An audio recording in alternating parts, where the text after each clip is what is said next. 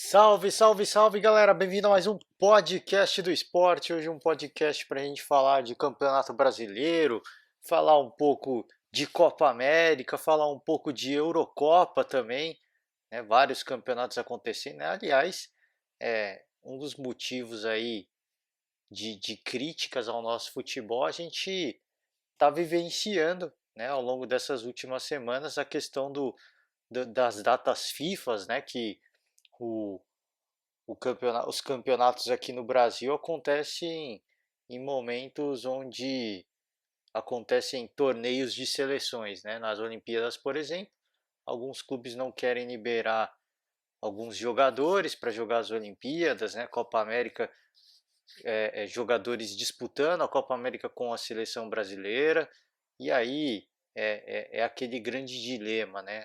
Aquela grande reclamação em relação ao nosso, ao nosso futebol brasileiro e essa divergência, né? Essa concorrência que existe com competições internacionais, né? Competições nem, não necessariamente, né? Às vezes apenas a disputa das eliminatórias, o que não deixa de ser uma competição também, mas enfim, o fato é que o Brasil não interrompe, né, os campeonatos que acontecem, campeonatos nacionais, e fica aí, né? Essa grande reclamação dos clubes em relação a isso, a gente está podendo vencer. Para quem nunca entendeu o porquê da reclamação de alguns técnicos, a reclamação de alguns dirigentes, está aí, né? Está muito claro a gente vivendo uma Copa América sendo disputada aqui no nosso país e por exemplo, o Flamengo, né, na rodada desse final de semana, o Flamengo, o clássico, né, o Fla-Flu, foi disputado na Arena do Corinthians, na Neoquímica Arena, né? Porque os estádios do Rio de Janeiro estão destinados à disputa da Copa América, né? E aí outro problema, além da questão dos jogadores, existe outro problema que vai além dos jogadores, que é a questão da disputa, né, no seu próprio estado, né, no seu próprio território, a gente pode dizer assim. Então, a gente está podendo ver de perto o porquê, né, de várias, vários questionamentos, né, em relação a essa disputa aí da, da, dessas datas FIFAs, né, dessas competições internacionais e o porquê que o, o, vários, né, alguns não, vários treinadores, vários dirigentes, jogadores também reclamam, né, dessa questão das datas FIFA, né? Tá aí, a gente podendo ver muito de perto essa, esse problema que acontece no nosso futebol e essa concorrência que existe, né? De você ter que disputar um campeonato, por exemplo, tão disputado como é o Campeonato Brasileiro, e você ter sua equipe desfalcada, porque não só a questão agora da Copa América, mas também das Olimpíadas, né?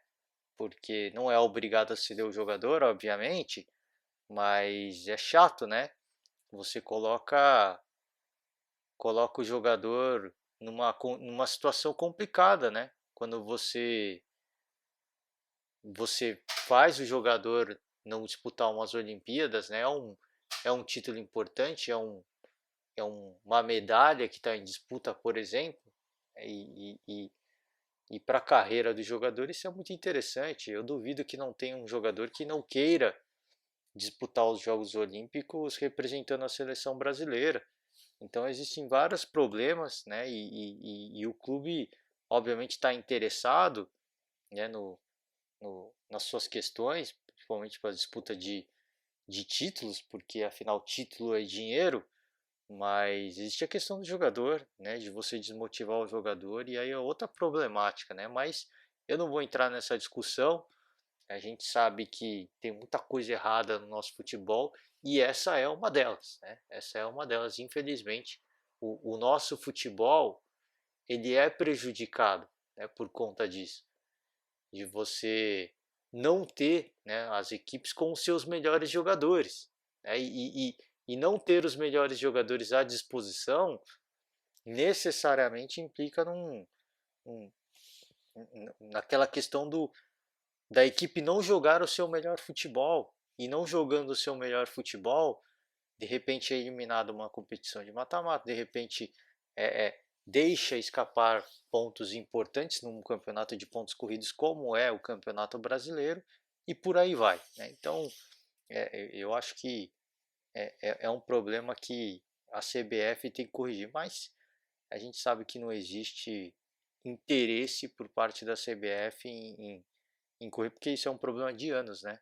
E quando é um problema de anos, se não há pelo menos o mínimo de iniciativa para corrigir, é sinal de que não há interesse, né? Mas enfim, a gente vai convivendo com isso e os clubes vão convivendo com isso, os clubes, os dirigentes, as comissões técnicas e por aí vai. Eu quero começar falando sobre Copa América rapidamente, né, que a seleção brasileira passou pela seleção chilena, a seleção chilena aí recentemente super campeã da Copa América, né, com talvez a sua grande geração chegando ao fim, essa seleção chilena, essa para mim magnífica seleção chilena, vários grandes jogadores e provavelmente vai chegando ao fim, né, esse ciclo desses grandes jogadores, né, e, e agora vai partir em busca de uma renovação nessa seleção chilena. E eu acho que talvez essa tenha sido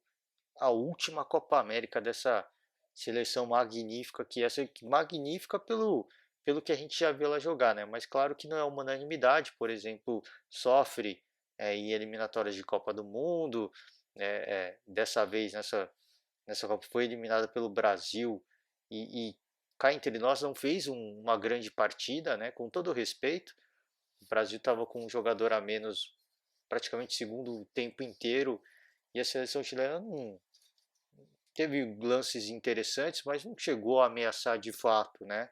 A seleção brasileira durante esse período todo em que teve um jogador a mais. Então é uma super seleção, claro, mas é magnífica pelas conquistas de Copa América, né? Mas é contestável, né? Não é uma unanimidade, assim, que a gente pode dizer isso. Então, uma partida que o Brasil acho que mostrou a sua força defensiva, perdeu muita qualidade com a expulsão do Gabriel Jesus, aliás, uma expulsão das mais infantis, se é que a gente pode dizer, de um jogador que joga na Premier League, né? Uma voadora e uma expulsão muito bem assim incontestável, né? O juizão já olhou e já saiu levantando o cartão no Mena, se eu não me engano, né? Deu uma voadora, foi para disputa. E é aí que eu falo, né? Quando a gente aconteceu um lance no Campeonato Brasileiro, se eu não me engano, e agora eu não me recordo de quem foi, né? De que teve um pé na cara. Tudo bem que essa do Gabriel Jesus foi extremamente contundente o lance. O lance fala por si só, mas teve um lance semelhante, né, de um pé na cara que o comentarista de arbitragem da Globo, e eu esqueci quem, me recordo o nome agora também de quem foi, falou que era para cartão amarelo, né? Você me desculpa, mas porque ele não visou o adversário, ele visou o Gabriel Jesus também visou a bola e ele deu uma voadora no adversário, né? Não é possível que um jogador como o Gabriel Jesus, que não é um jogador maldoso, né, para quem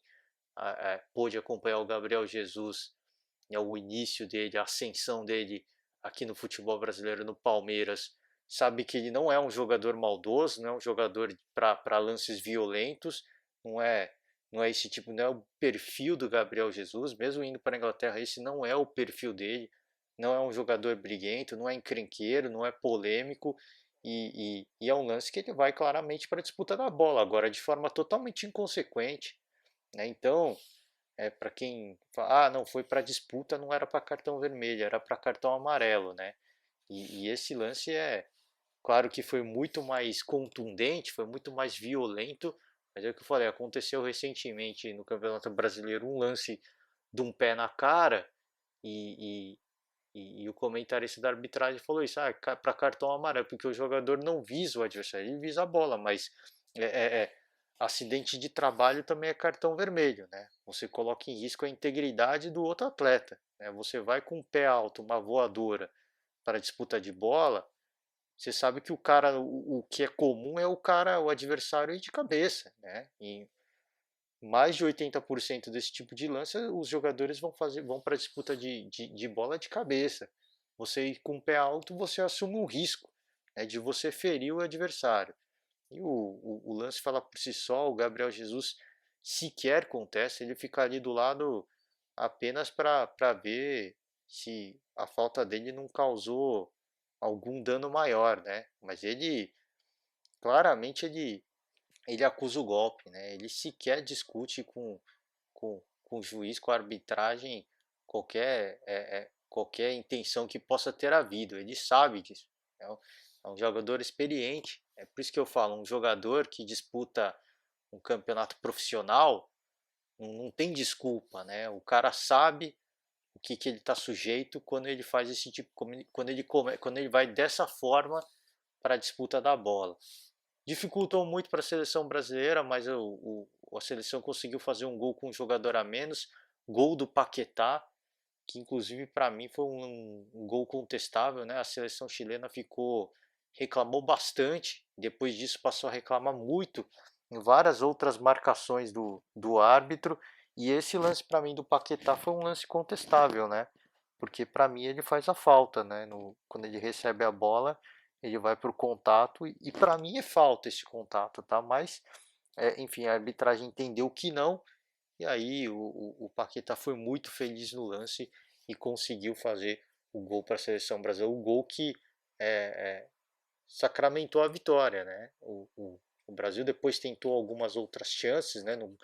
Em alguns contra-ataques. A seleção chilena, obviamente, teve muito mais volume de jogo, foi perigosa, mas é o que eu falei, não teve um lance que para mim foi, nossa, a seleção sofreu demais, o Chile é, é, deixou escapar uma grande oportunidade. Não, acho que a seleção brasileira foi muito bem, né, na proposta de se defender, de tentar um lance de contra-ataque e, e, e com isso conseguiu, né, conseguiu a sua vitória. Né? Eu acho que até de um pouco sufoco, porque a gente sabe que o jogo ele é traiçoeiro, né? Às vezes numa bola sem querer o adversário faz o gol, mas eu acho que foi uma partida tranquila. Mostrou aí um outro lado da seleção brasileira, de ter seleção brasileira que sempre teve boas defesas, claro, mas dessa vez teve que se superar o elenco como um todo para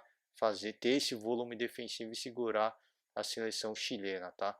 Então acho que foi uma grande partida da seleção, não no aspecto do, do futebol bonito, né? Se é que a gente pode dizer assim, né? Nossa, que apresentação, que exibição de gala.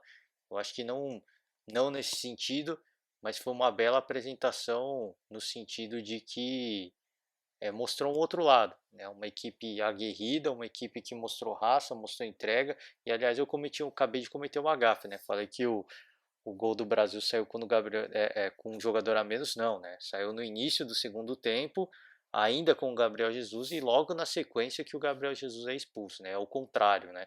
Peço perdão ao torcedor.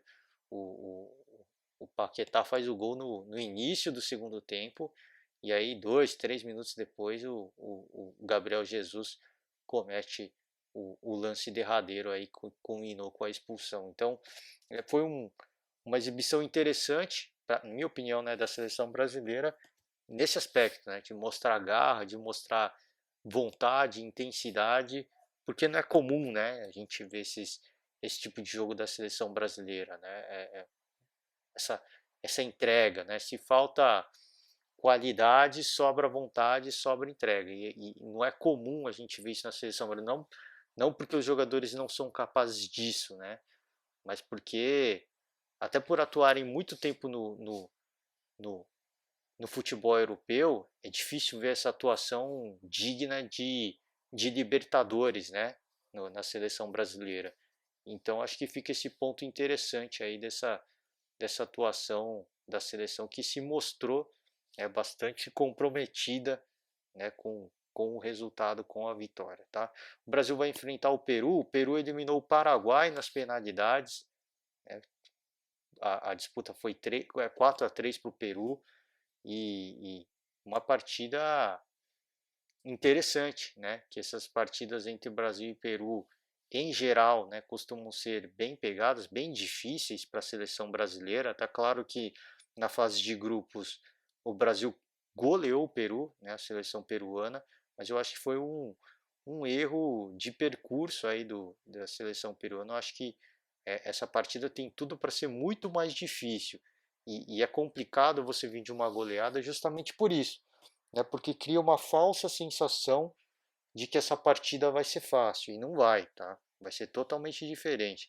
Então, vamos acompanhar essa, essa semifinal que tem tudo para ser pegada, e do outro lado, Argentina e Colômbia. Tá? A Argentina venceu o Equador por 3-0 e a Colômbia eliminou o Uruguai nas penalidades, né? Outra disputa de penalidades, 4-2. Né? Interessante esse confronto aí, essa seleção colombiana, que assim como eu falei da seleção chilena, né, que é a grande seleção, é a seleção de ouro aí do Chile, talvez esse ciclo colombiano talvez seja o vá chegando ao fim, né, desses jogadores que a gente que a gente tem acompanhado já há um tempo, né, é, é, o Mina na defesa, por exemplo, né, já tem uma renovação, né, a gente acho que a grande seleção chilena não, colombiana, perdão, né, tenha sido o do Falcão Garcia, o do Rames Rodrigues, né, e Quadrado.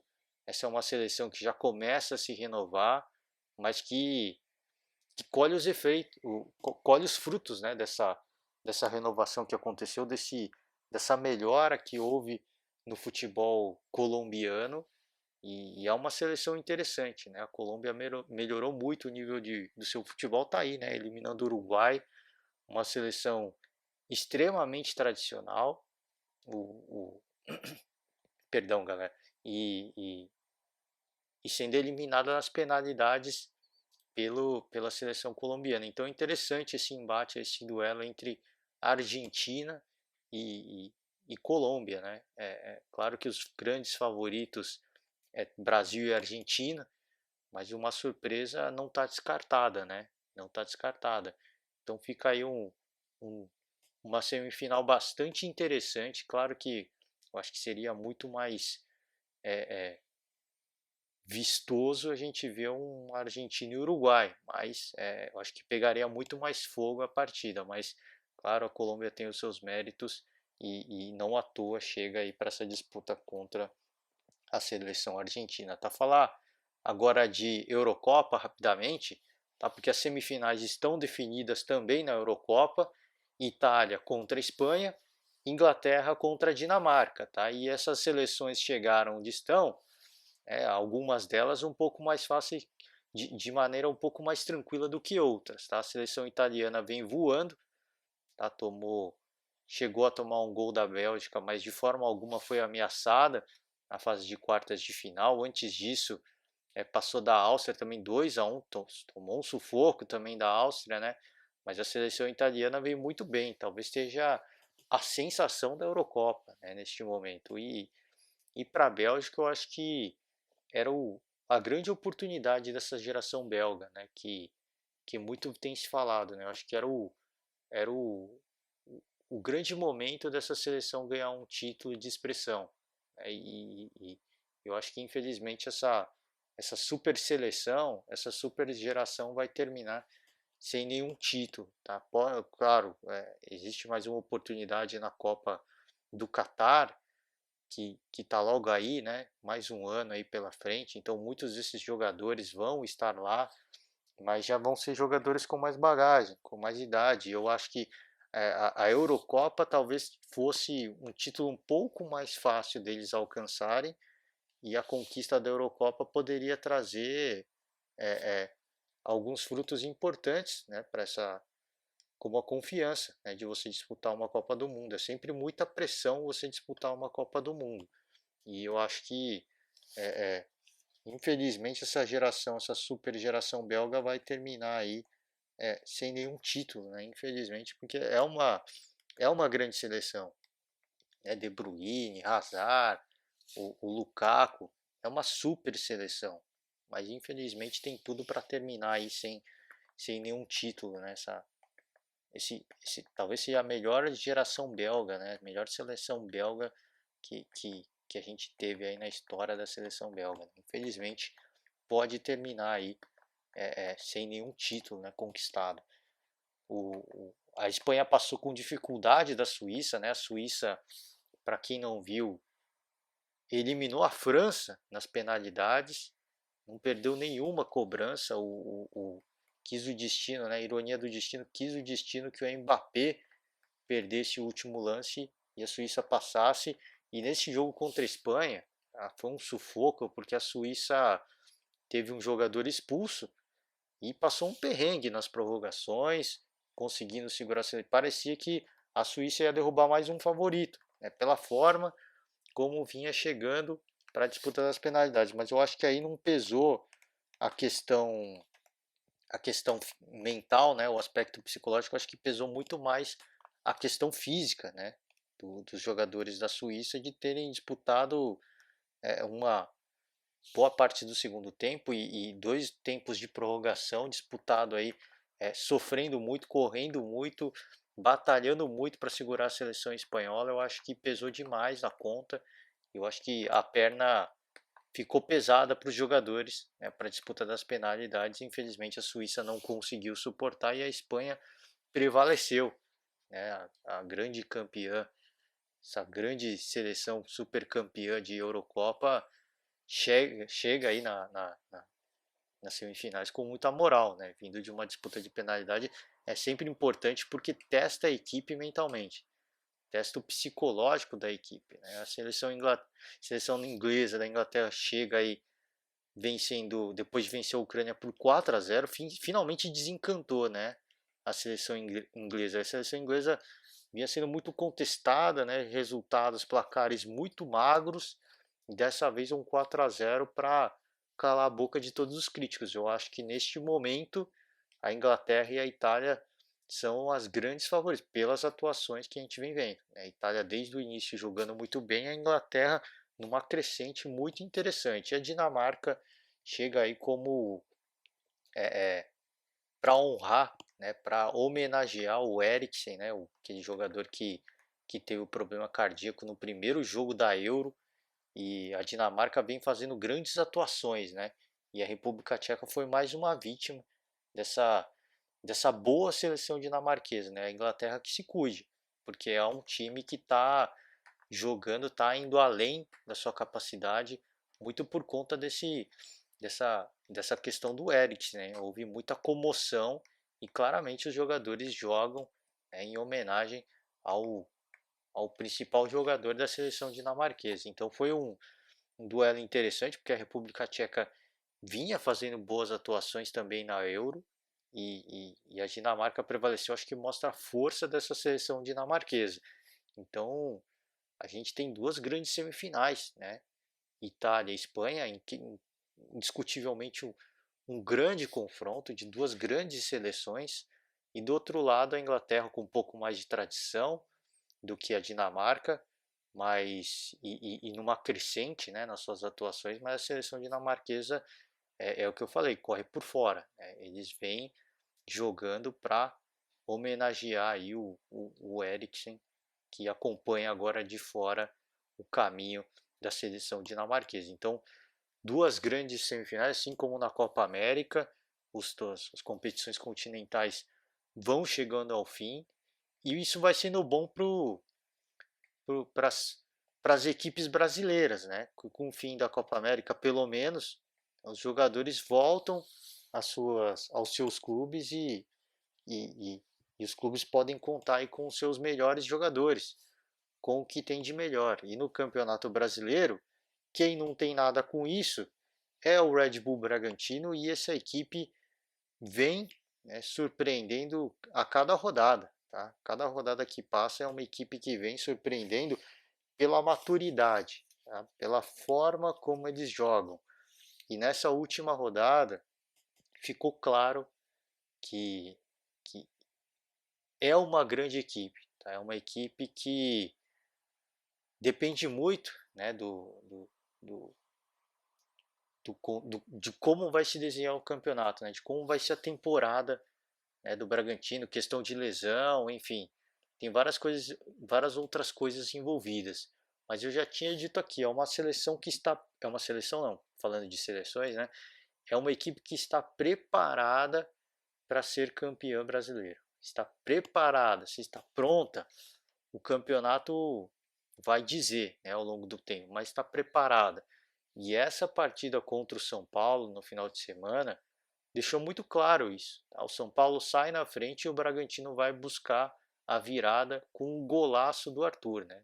O golaço que aí sacramenta a vitória do Bragantino, mas uma equipe que mostra que está preparada para ser campeã. Ela foi preparada para ser campeã.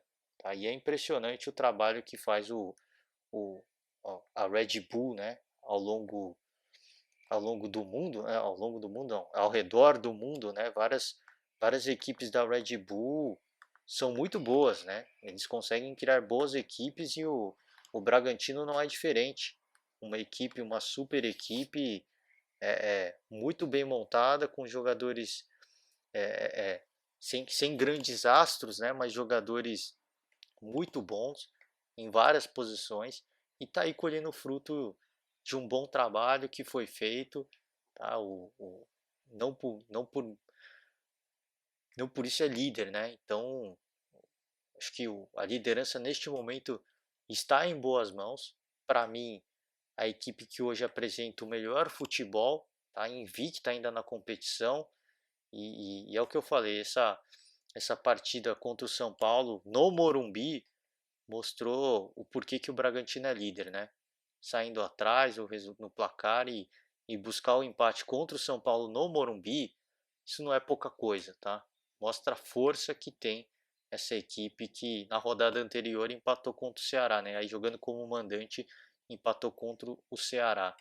Tá? O vice-líder é o Atlético Paranaense e o Atlético Paranaense venceu o Grêmio na Arena do Grêmio, partida que terminou aí com a expulsão do técnico Thiago Nunes, né? Thiago Nunes, campeão gaúcho, e no Campeonato Brasileiro não conseguiu fazer o Grêmio entregar absolutamente nada. É difícil, assim, eu acho que era o técnico, eu achava, pelo menos, e ainda acho, tá? Que ele era o técnico certo para o Grêmio, pela forma como o Grêmio costuma jogar, se acostumou a jogar com o Renato Gaúcho. Então, para mim, o Thiago Nunes era o nome certo para isso. Só que, infelizmente, não vingou, né, por uma série de fatores, mas a principal deles, obviamente, é, é, é você chegar. Não, é você chegar nesse ponto do Campeonato Brasileiro, na nona rodada, sem nenhuma vitória sequer, né? O Grêmio tem 7 partidas e nenhuma vitória, tá? Então são números expressivos e é compreensível a saída do treinador, é compreensível, tá? Mas que para mim era um grande nome para essa equipe gremista, sem dúvida nenhuma, tá? O Thiago Nunes para mim era um grande nome, tá? Pela forma como todo mundo que imaginava que o Grêmio fosse jogar com ele, para mim era um, um bom casamento, tá? Mas não vingou, tá? Infelizmente acabou não dando certo, mas enfim, é mais uma equipe, tá? É mais um técnico que cai nesse campeonato brasileiro, é nesse que eu falo, né? Que eu venho falando, esse moedor de treinadores que é o futebol brasileiro. O Thiago Nunes é mais um, tá? É mais um. Infelizmente, eu falei, é compreensível, pelos péssimos resultados recentes, mas infelizmente, tá? Infelizmente acabou, o projeto chega ao fim e o Grêmio que demitiu o Renato Gaúcho, agora se vê numa situação de mandar embora o Thiago Nunes, quem é que vem, né? Não sei, a gente vai ficar no aguardo e ficar na torcida para que o Grêmio consiga se recuperar, né? Porque não é uma equipe para estar nessa situação na tabela, na lanterna do campeonato, com apenas 2 pontos, tá? No total.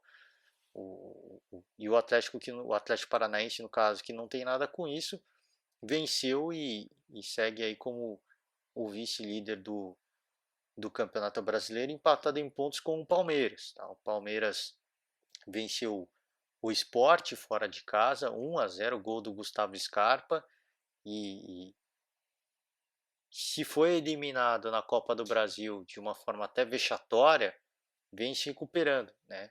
Com alguns desfalques, né? Jogadores servindo as suas seleções, mas vem se recuperando, tá? Vem se recuperando aos poucos.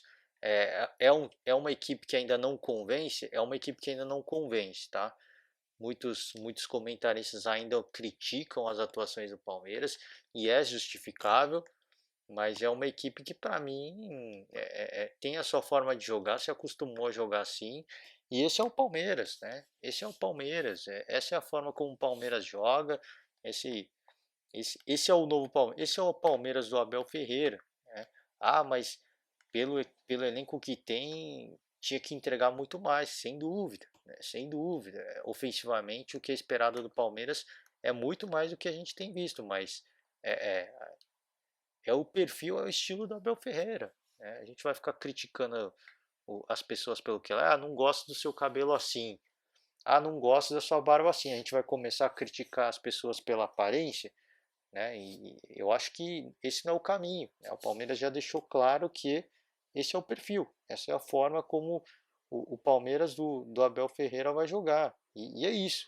Acho que qualquer coisa além disso, é, o Palmeiras tem que ser criticado por não jogar dessa forma, então, né? Imagino eu. Não jogou da forma como costumava a jogar. Então vamos criticar agora, né? Não adianta ficar criticando, Palmeiras não ataca tanto quanto deveria, não tem tanta posse de bola como deveria. É, é, Falei, ofensivamente eu não questiono o Palmeiras, eu questiono o Palmeiras defensivamente. É uma equipe que se acostumou a jogar no contra-ataque, que tinha defesas muito sólidas, vem tomando muitos gols. Nesse aspecto eu questiono o Palmeiras. Agora, na questão de, pô, tem uma equipe que tem Gustavo Scarpa, Rafael Veiga, ficar se contentar a jogar no contra-ataque, né, como muitos criticam, eu não vejo problema nisso.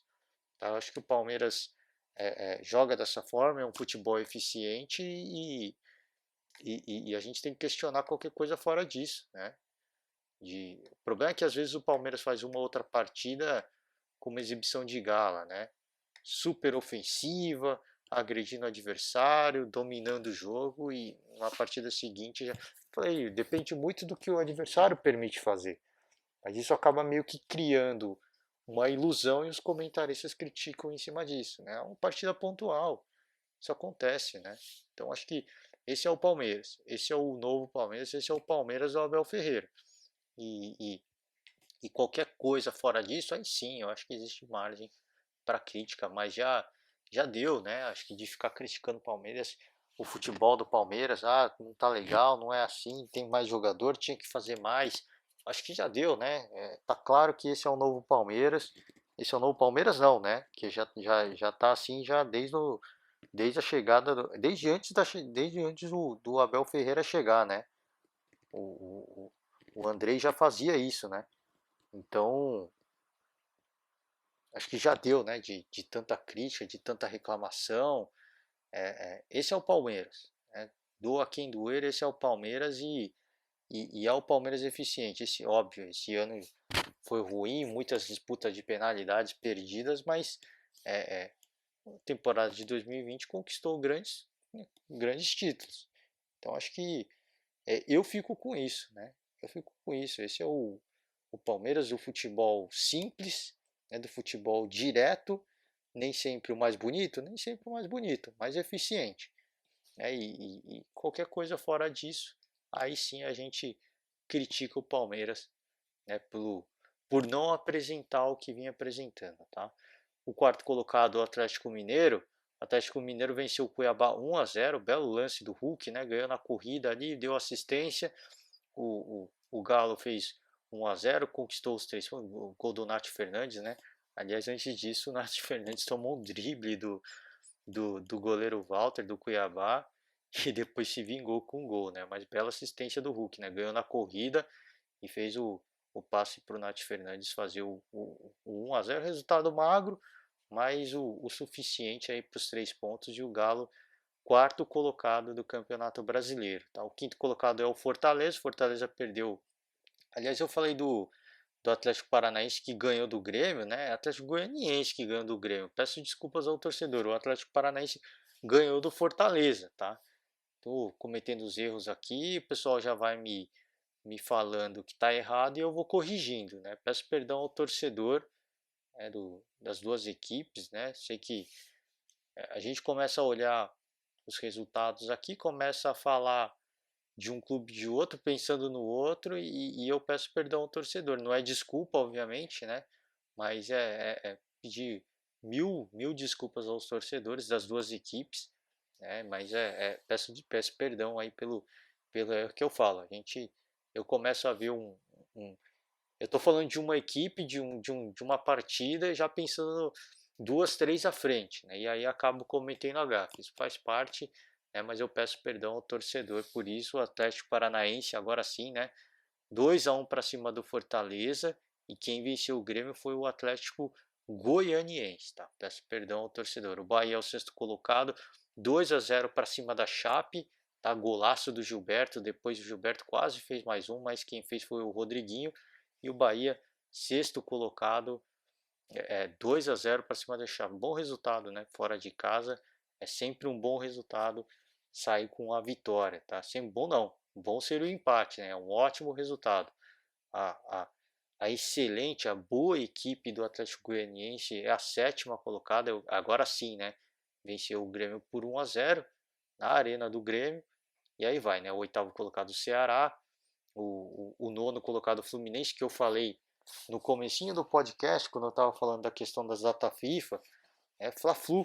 Tá? O Fluminense venceu o Flamengo com um gol no final do jogo, tá? E o Fluminense conseguiu aí 3 pontos para cima do Flamengo. Importante esse resultado, né? E o Flamengo não está virando, né? O Flamengo está deixando um pouco a desejar nesse momento.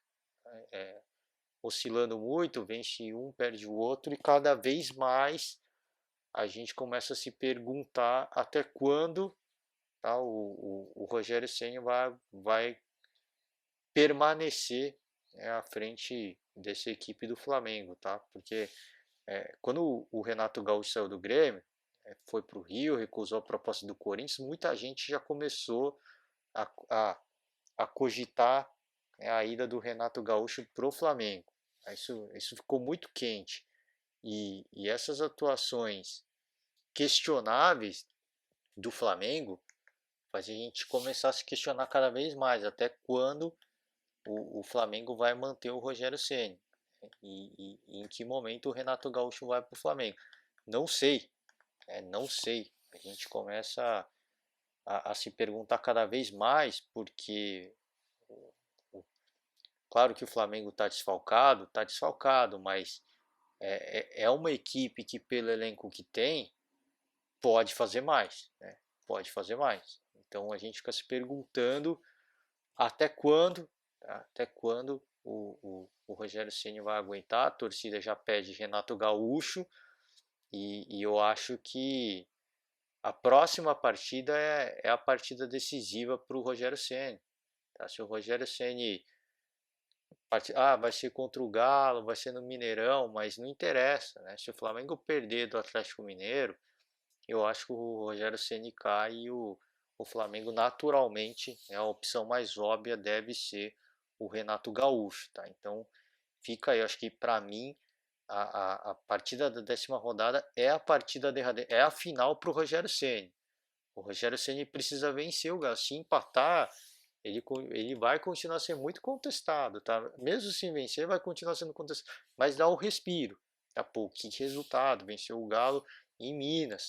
Agora se perder, eu acho que não vai ter como segurar, não vai ter jeito de segurar o Rogério Ceni no cargo, né?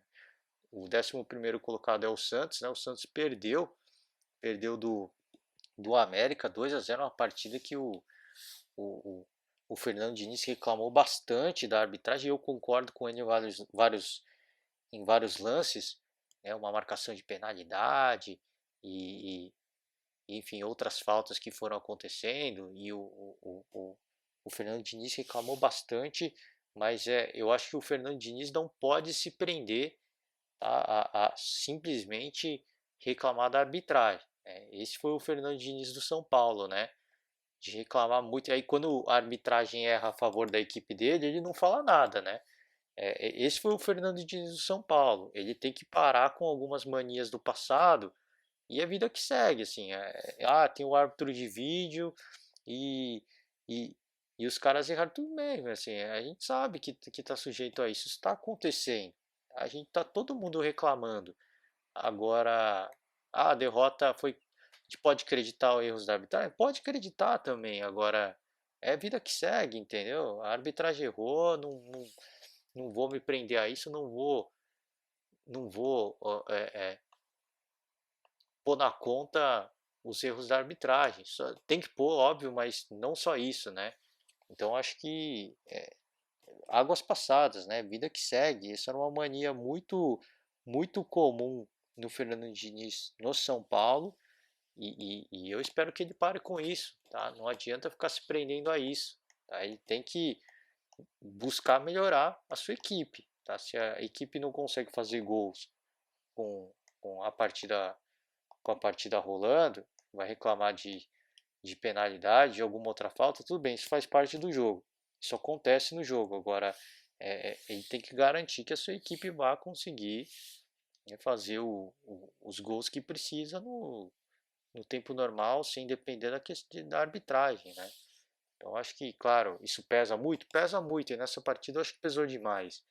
Mas esquece, né? Vai se prender a isso, quem vai se prejudicar é ele, né? Vai ficar pensando no que poderia ter sido, já era, né? Já foi, a arbitragem errou, mas a gente vai continuar trabalhando para que os erros da arbitragem não influenciem no nosso resultado. Então acho que era uma mania comum do Fernando Diniz no São Paulo. Espero que não persista nisso, né, nessa passagem pelo Santos. Tá? O 12º colocado Juventude perdeu do Ceará, o 13º e o 14º Corinthians Internacional, partida cheia de polêmica, né, pela penalidade que foi marcada a favor do Internacional, extremamente contestável, tá? Extremamente contestável, vai ter gente a favor, vai ter gente contra. Pessoalmente os torcedores corintianos não me odeiem, mas eu sou a favor da marcação da penalidade, porque o Cuesta, né, que estava na disputa da bola, ele estava impedido de fato, mas ele não disputa a bola, tá? Ele não disputa a bola. É aí que tá, né? Eu acho que a arbitragem errou naquele lance ajustado, né? Que eles costumam falar. Tem que esperar o lance seguir, né? Tem que deixar o lance acontecer, a jogada acontecer, para aí sim ver se o Vitor Cuesta ia, tá, de fato participar da jogada e aí caberia a marcação da, da, de impedimento. Como ele sequer disputou a bola, porque a arbitragem marcou o pênalti, ele vai para a disputa, obviamente, mas ele não entra. A bola naturalmente vai para ele, mas a bola não chega perto dele para você dizer, olha, ele estava impedido. Ele estava em posição de impedimento, mas a bola não chega nele, então ele não estava impedido. Né? Impedido é ele participar da jogada, de alguma forma, né? Ou atrapalhando o goleiro, ou ele de fato encostando na bola. Né? E aí o Caio Ribeiro fala, né? Não concordo porque o Vitor Cuesta ia, se ele tivesse livre, ele ia seguir a fazer o gol. Como é que você sabe que ele ia fazer gol, entendeu? Ele podia cabecear para fora. Então é sempre essa coisa, né? E existe essa recomendação de deixar o lance correr para depois revisar e não dá tempo, né? Ele não estava impedido porque não tem disputa de bola, ele cai antes. Por isso que a arbitragem marca a penalidade.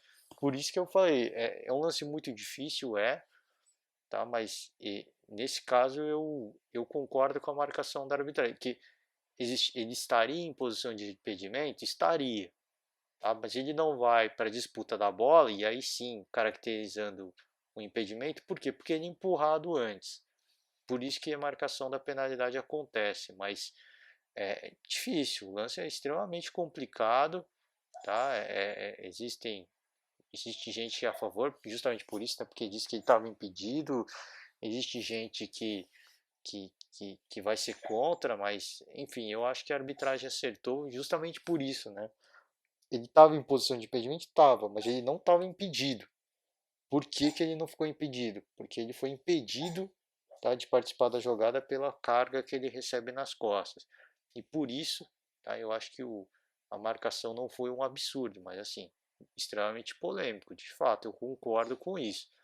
Tá? O Corinthians consegue o gol com o Jô e fica no empate com o Internacional, né? Empate que não é bom para ninguém, né? Fica aí as duas equipes fora até da zona de classificação para a Sul-Americana, 13º e 14º, resultado que não é bom para o Corinthians, que precisa, né, de mais volume. O Silvinho querendo dar uma outra cara para o Corinthians, já mudou bastante, eu concordo com isso. O Corinthians, para mim, do Silvinho melhorou demais desde da era Wagner Mancini.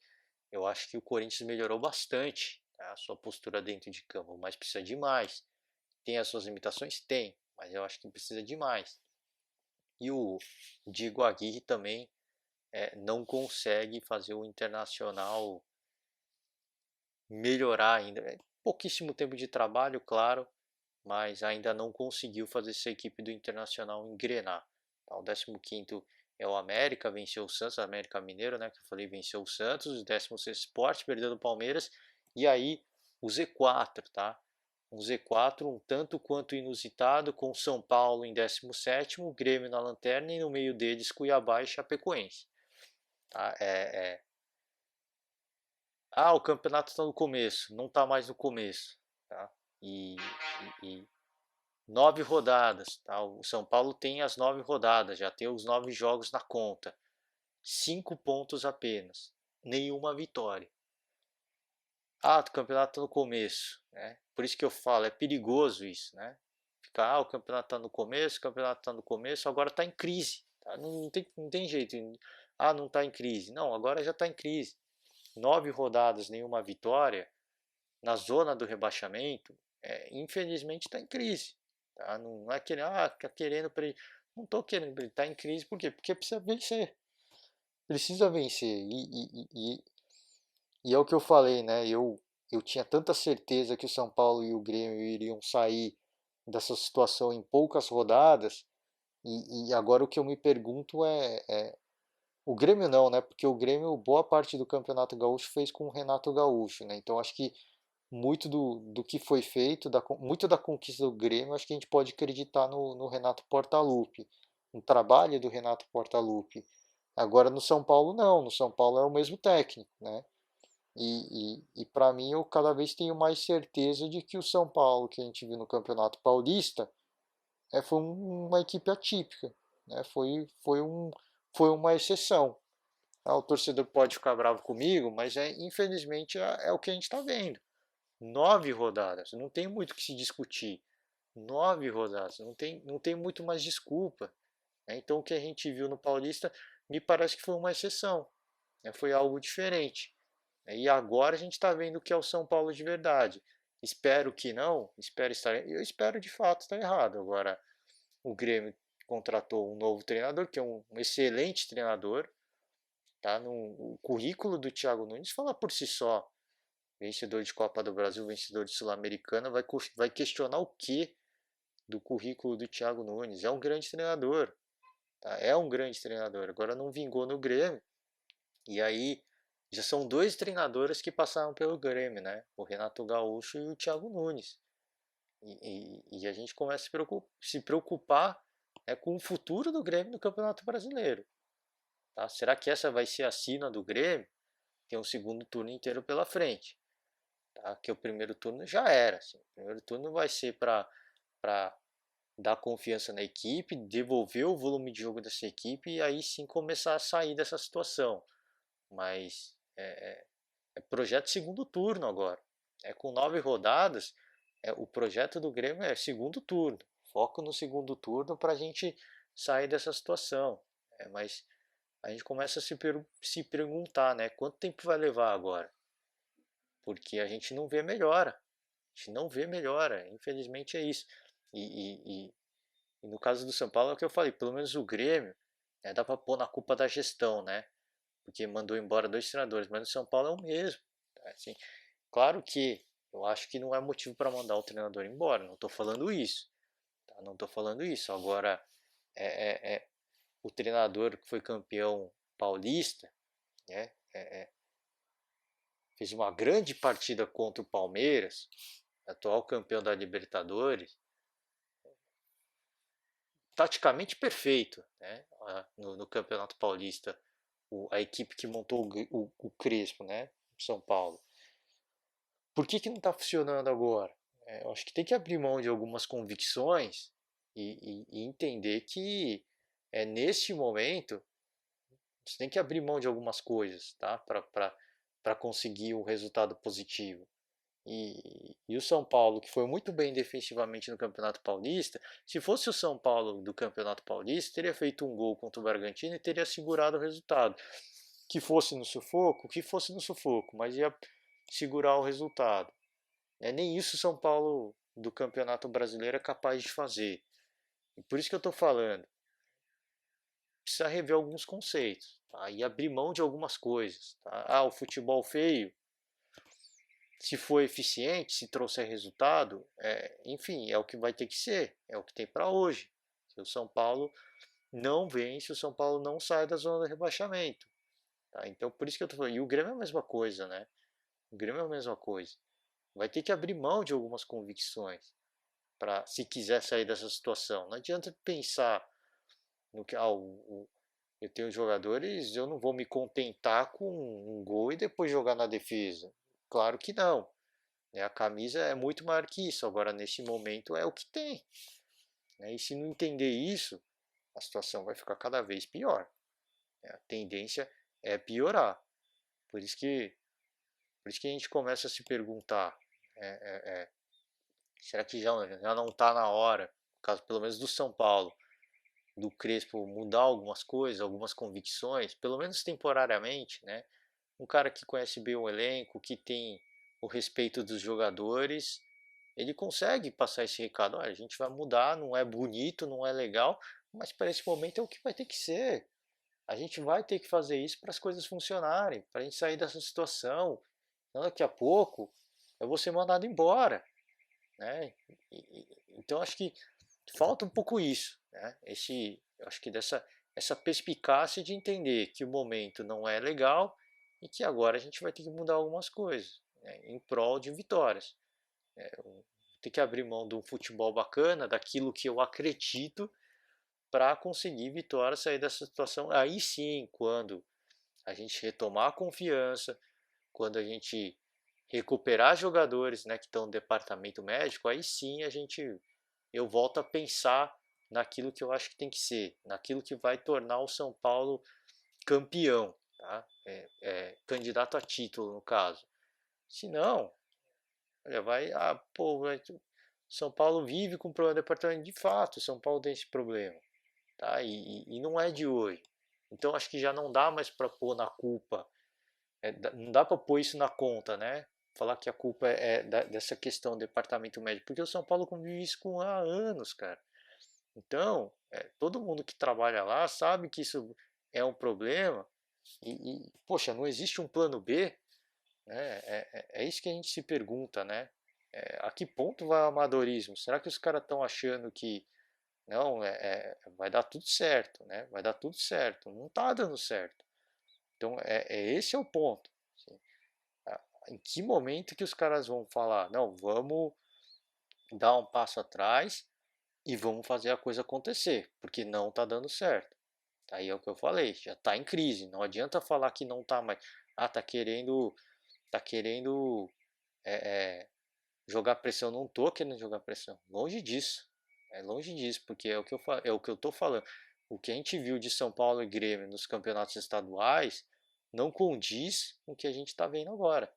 Tá? Não condiz com e a gente, pelo que a gente viu nos campeonatos estaduais, poderia ter sido mais. Né? Poderia estar fazendo mais. E a gente não está vendo isso. Eu acho que com isso eu finalizo o podcast de hoje. Deixar aberto o convite para vocês, tá? Se quiser que eu fale do seu clube de coração, de outro campeonato, deixe seu comentário aí embaixo, né? Aí embaixo a gente vem no próximo podcast. Eu do, vou atrás da notícia, a gente traz mais debate para vocês. Tá só para fazer um resumão de Série B, tá? Algumas, algumas equipes que talvez o torcedor esteja acompanhando, né? Vasco é o sexto colocado, tá? O Vasco está fora aí do G4. O Botafogo está um pouco mais embaixo, é o nono colocado, está no meio da tabela, muito longe ainda da Série A. O Cruzeiro, então, nem se fala. O Cruzeiro é o 13º. Tá? O Botafogo não está no meio daqui, então na tabela é mais o Cruzeiro do que o... Enfim, os dois estão lá mais ou menos no meio, né? O Cruzeiro está o 13º, muito distante, tá? O Cruzeiro, para mim, não volta para a Série A esse ano também, tá? Infelizmente, para o torcedor do Cruzeiro, vai ser mais um ano difícil. Tá? E lamentavelmente colhe os frutos, né, do péssimo trabalho, da péssima gestão que teve o Cruzeiro, né? É muito comum a gente ver equipes, né, como o Cruzeiro, já aconteceu com o Internacional, com o Palmeiras, com o Corinthians, né, cai e aí volta logo, volta rapidamente no ano seguinte. O Cruzeiro não está isso é para o torcedor ver o tamanho do estrago que foi feito, né, pela gestão incompetente que aconteceu no Cruzeiro. O tamanho do estrago, porque o Cruzeiro passou um ano, não voltou, ficou longe de voltar, teve e correu o risco de cair, inclusive, e esse ano a mesma coisa, tá? Tá longe de voltar e tem que ficar olhando para baixo para não cair, só para ver o tamanho do estrago que foi feito com essa equipe, tá? O tamanho do problema que foi criado para essa equipe cruzeirense, tá? E outras equipes não estão muito longe disso, né? Presta atenção aí, o Vasco, o Botafogo, tem que tomar muito cuidado, tá? Porque a Série B, que antes existia para mim existia uma distância muito grande, tá? Entre você ser da Série A com a Série B. Agora a Série B, boa parte da Série B é praticamente um puxado da Série A, né? O nível é altíssimo, a competitividade é muito alta. Então, se não se cuidar, tá? Voltar para a Série A pode ser uma realidade distante, tá? Então, chama atenção aí essas três equipes aí, o Vasco, o Botafogo e o Cruzeiro na Série B, tá certo? E com isso sim, agora sim eu finalizo o podcast de hoje. Desejar para todo mundo uma ótima semana, um forte abraço e até a próxima. Tchau!